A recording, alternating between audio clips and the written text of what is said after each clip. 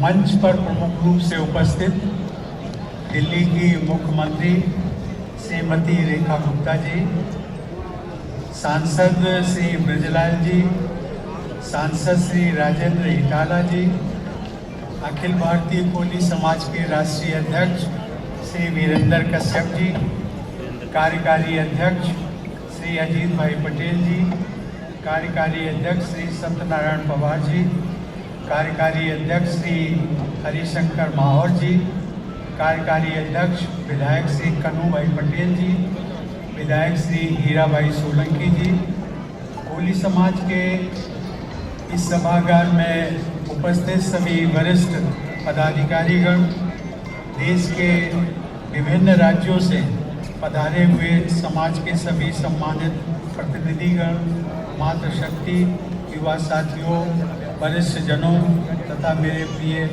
भाइयों और बहनों, आपको सभी को मेरा सादर नमस्कार।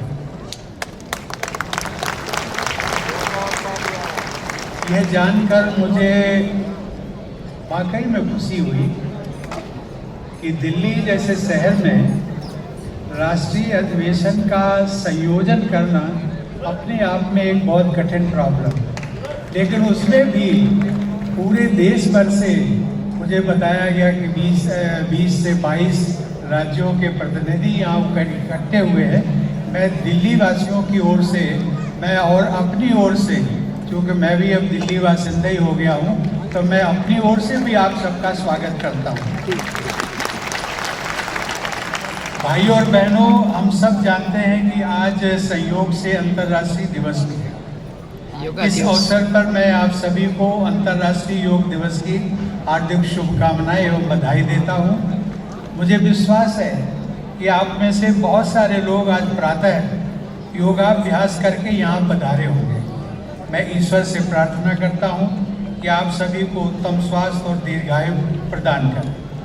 भाइयों और बहनों, आज इस विशाल राष्ट्रीय अधिवेशन में उपस्थित होकर मुझे अत्यंत प्रसन्नता और गौरव का अनुभव हो रहा है।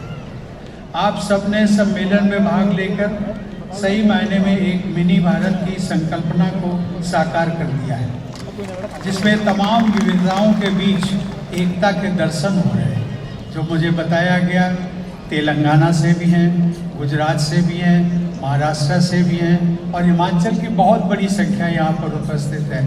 उत्तर प्रदेश से हैं, राजस्थान से हैं, मध्य प्रदेश से हैं, बिहार से हैं। इस सब के लिए बहुत बहुत आपको बधाई।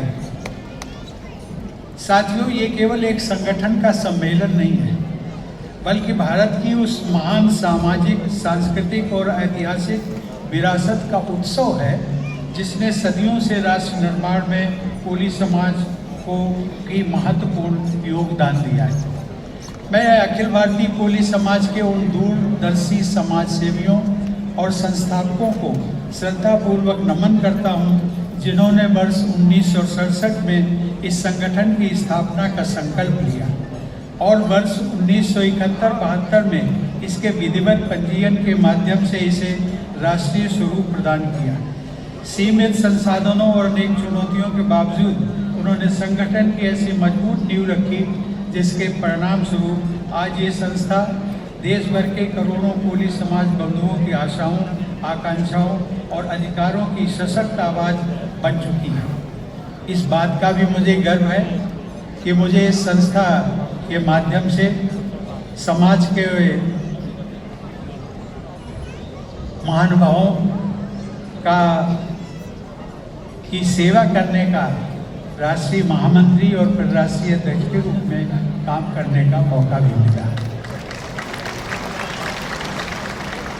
मैं यहाँ पर एक बात का उल्लेख करना चाहूँगा।